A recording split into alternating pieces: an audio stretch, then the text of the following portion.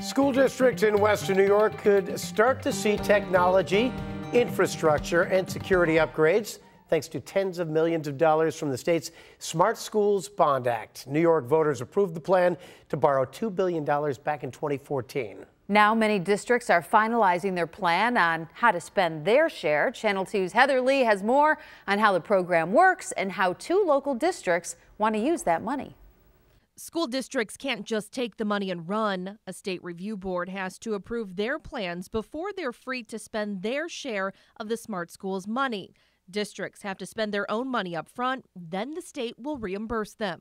Smart Schools Bond Act money is finite and will run out, so we need a long-term plan that we can sustain locally and not have to rely on essentially grant funding to move us forward. So this would be a good opportunity to get us moving in the right direction. Kenton just applied last month to use $2.3 million of its allocated $5 million for better security, cameras at every building, and more secure entryways. Buffalo Public Schools were just approved to use 21 of its available $56 million for new classroom technology.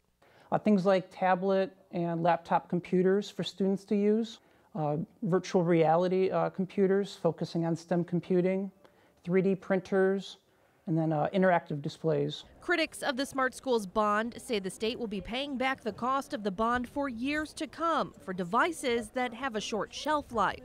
I understand that argument, but at the same time, the Smart Schools Bond Act funding allows districts, as I had mentioned before, to get a jump start on their technology program where otherwise they may not be able to do that. That's why some districts are opting for several rounds of spending with a focus on offsetting large initial investments to improve classrooms and infrastructure to support high-tech gadgets, not just buying the gadgets themselves. Technology always moving forward, and we want to make sure it's sustainable.